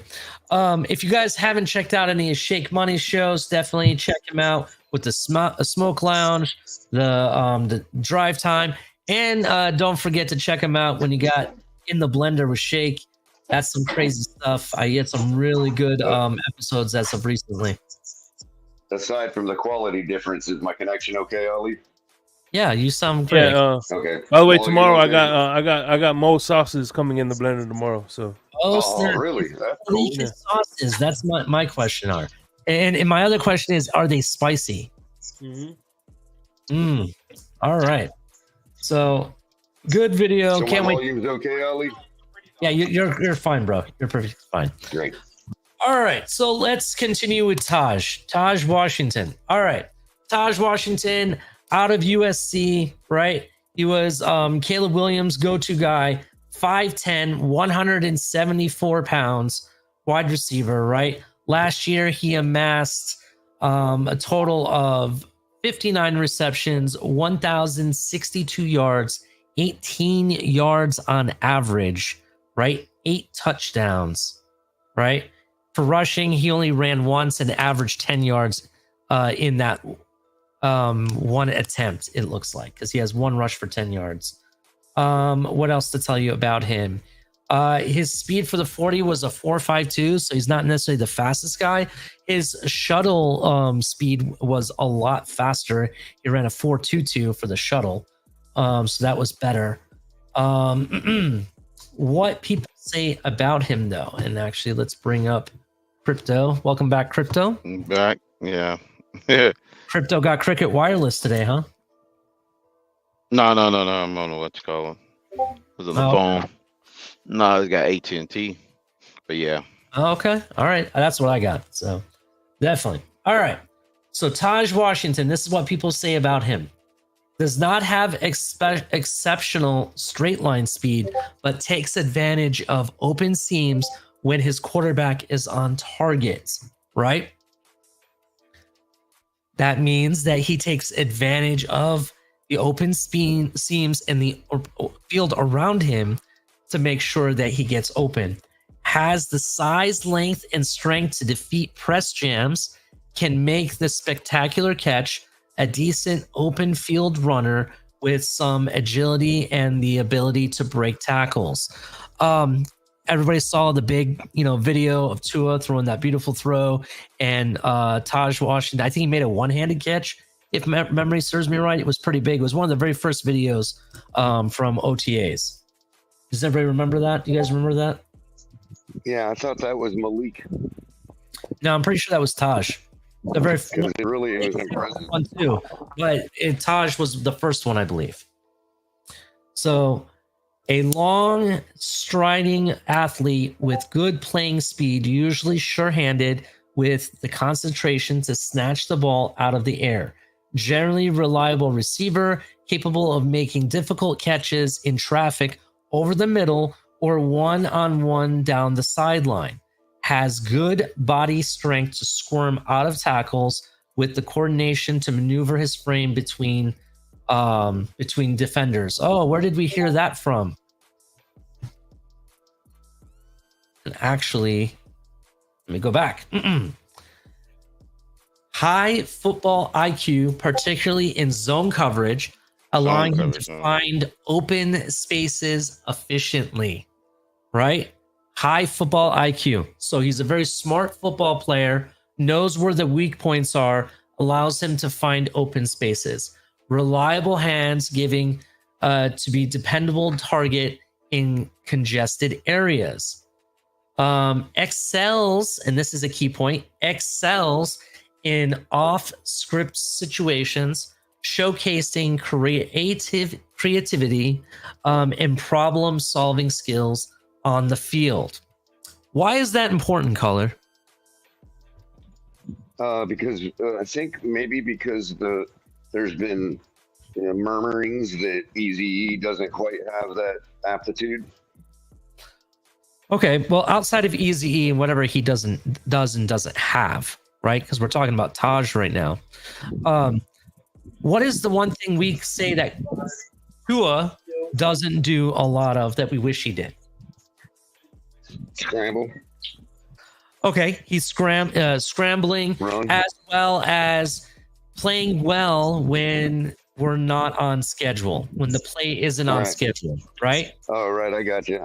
So what will help him in those situations? A receiver that excels in off-script situations, right? It's not going to plan, but he can creatively use his football IQ to creatively get open, right? We see a guy do that for Patrick Mahomes, right? His famous tight end, right? Yeah, there's also a coach on our team. There's a coach on our team that was really adept at doing that. Right? He used to be the king of doing that for Tom Brady, right? Yeah, yep. That's actually Wes Welker's superpower. Wes Welker's superpower sitting down in the zone. Mm-hmm. When you watch the film Color of Taj Washington, you see him doing those exact things. Things aren't working out right, right? The players, Caleb Williams is on the run, right? He's finding the open area, gets himself open so the player can easily throw the ball to him, right? That's what he does consistently, right? And that's something that we need Tua to get better at, playing better when things are not, running the schedule or anything, right? That's something we need him to get better. So now we found a receiver that helps him do that in addition to what he's going to bring as well, right? Let's keep moving. Underrated after the catch ability, right? Regularly gaining extra yardage through elusiveness and creativity. I think I read somewhere that his yak yards are like 7 yards after catch. That's what he averaged. It was something ridiculous, right? Engages as a run blocker, which is number one biggest thing, with a willingness to battle against larger defenders. Who's that sound like already, Color? I don't know. You tell me. Really good hands. Is engages defenders when blocking. Right. Highlighting his team 85. mentality. Yes. Sounds like 85. It sounds like River Craycraft, right? That's who I think he sounds like, right? A younger version of him. Displays advanced route running skills with an ability to attack leverage and vary tempo, making him a difficult matchup for defenders. Impressive awareness against zone defenses, knowing them to throttle down to make himself available. Exhibits strong ball tracking abilities and hands. Strong ball tracking abilities. Color. What does that mean? Eyes. Yes, thank you. That's how they write it down. He has really good eyes. Again, who does this remind you of? Me. Okay, or River Craycraft, making him a reliable option. All right, so these are the scouting strengths that people have said about this man, right? I've already laid it down that, it's been reported because I can't find the actual report and where it came from, right? That he has very good separation from defenders and whatnot. His separation rate's really high, right? That's been reported. He has very good soft hands, which I think is important in this offense, right? He has a very high football IQ, right? He can identify where the weak points are in the defense, specifically in zone coverages, right? He's okay, getting himself out of a jam and, wiggling his way creatively to get open, right? All of these things are being reported. Now, if he can put this into play on the field, right? I don't see how the Miami Dolphins can go and not let this guy go and let him go to waivers. I just don't see how it can happen, Color, in my opinion, right? So for me, it's gonna be tough, but I mean, he has to put that all down. I'm not done yet, Color. I'm not done yet. Not done yet. The 7 are, and I'll say again, Tyreek, Waddle, OBJ, Malik. I'm going Easy E because he's the only guy that is pretty tall that we need a tall receiver, right? Especially if we're going to run that damn fade route that nobody wants us to run. He's the only one that I think that could maybe do it, right? And then OBJ. Well, OBJ, yeah, I forgot about him. So we have OBJ too, but I still think we need Easy, right? And then in addition, I think it's going to come down to River Craycraft, which I can speak the world of him. You can speak the world of him. He does all the things that they ask for and more. That is not necessarily being the receiver role, right? But it's still in the receiver role. They know they can count on him, right? And the last thing that I'll say and why Taj, I think, can make this roster, Color, is because Taj Washington has actually a really good contested catch rate, right? And that is something that I think is very important, right? Especially why people wanted Devontae Parker. He was really good in contested catch rate. We don't have these tall receivers that are really good for the contested catches and stuff. That's what people say, right? Well, his contested catch rate was 50% or higher, right? Which is pretty good, in my opinion. So that being said, I still think Taj makes this roster. Now, I can understand why you think it's River Craycraft on the tail end, but I don't think so. There's no guaranteed money in the Berrios thing. And really, what does Berrios bring to you besides kickoff returns or punt returns? What does he bring to you? So far, he hasn't. Really? And He's unproven. Much else.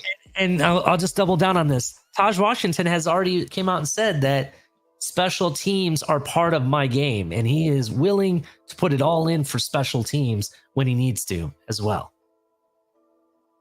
So right now, for me, Berrios is the odd person looking out, and anyone I didn't mention behind him, right?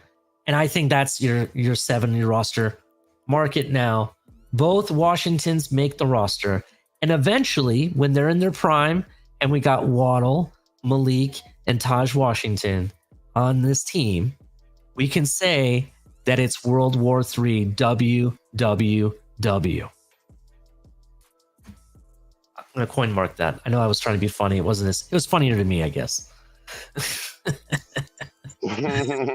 So one other thing, Ali, about Craycraft too that we have to keep in mind is that, you know, he's kind of tied to McDaniel at the hip, a lot like Jeff Wilson. You know what I mean? Which we'll get to that one day about what I think about Wilson. I think we might be seeing a little bit of a resurgence, and maybe not be cutting him out of the picture so quickly. But that's a discussion for another day. We can talk about it another day.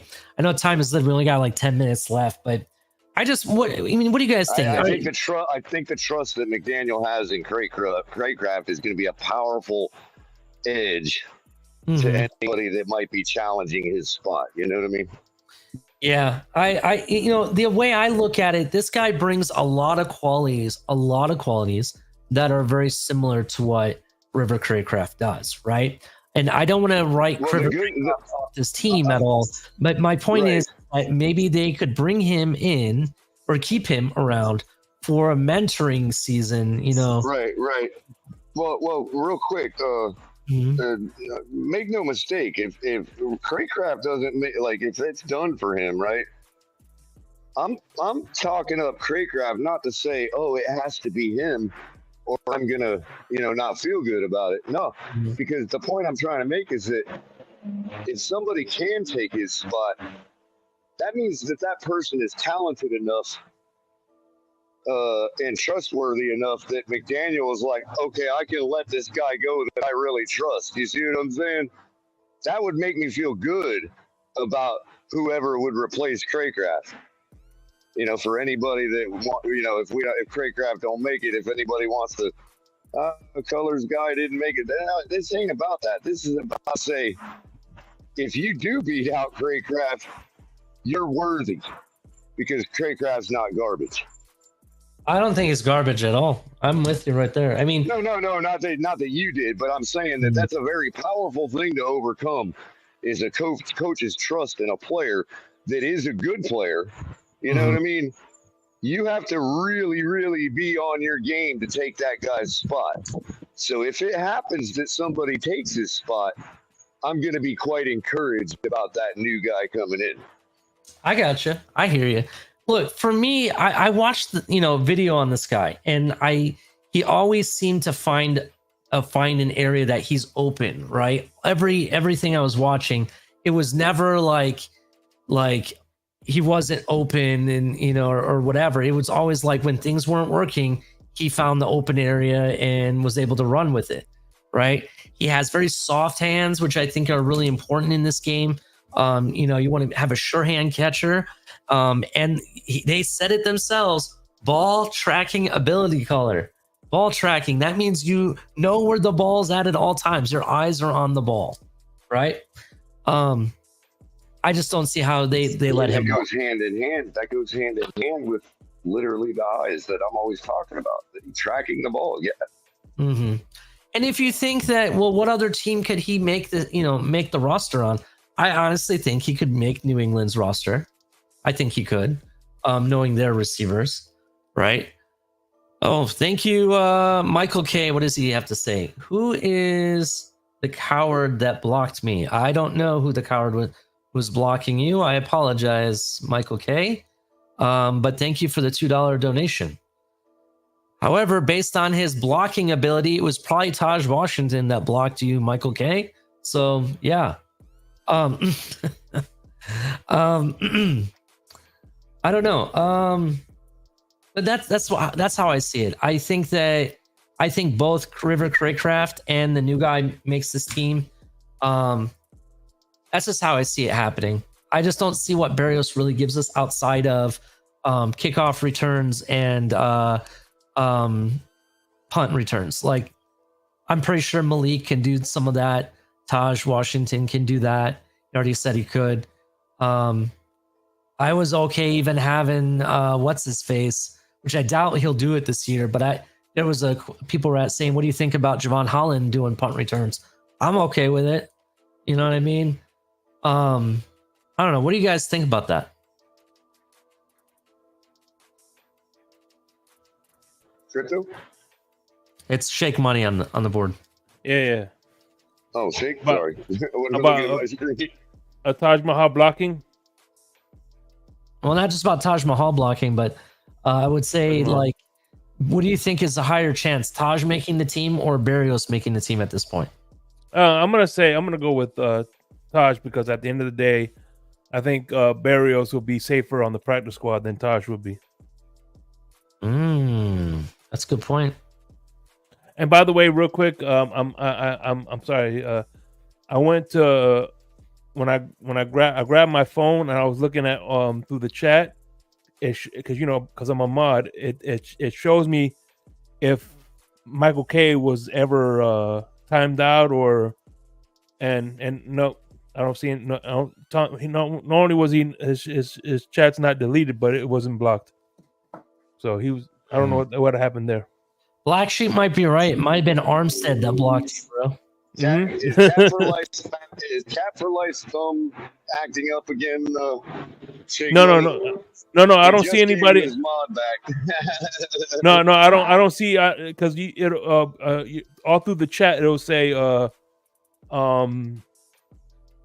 Tua sides his comment has been deleted or blocked, or I'm not seeing any of that. So Yeah, maybe it wasn't even Armstead. More than likely, it was probably Eichenberg that blocked you, bro.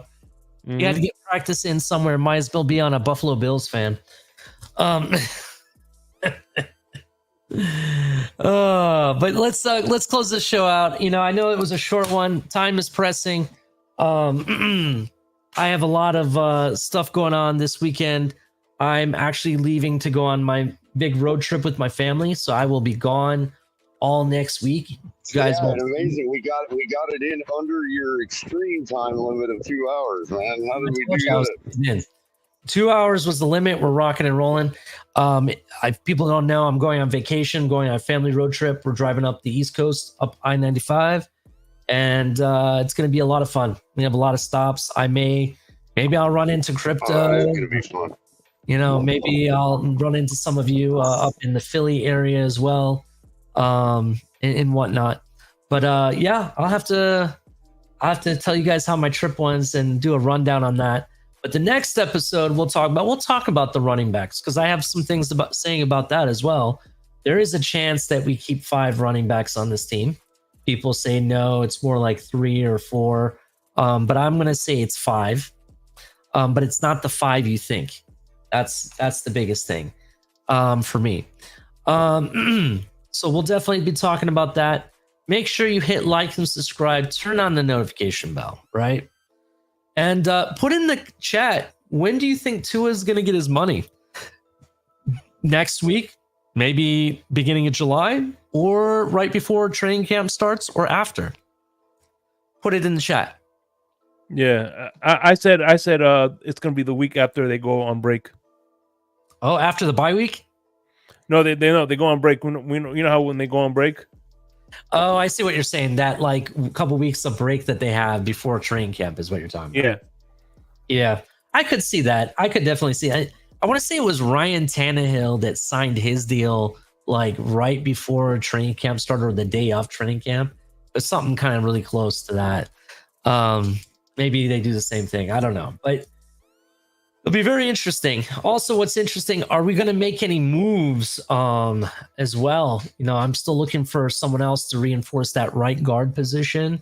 I'm still looking for another safety to be brought in, because after Javon Holland and Poyer, who's left, right? And it'll be interesting if we do anything else. I know the 49ers made a move for the Washington Commanders tight end. That happened today, I believe. So it'll be interesting what we do. But everybody hit the like button. Make sure you subscribe, turn on notification bell. This is Broken Takes, and you all have a wonderful night. It was a pleasure. Ends up. Peace.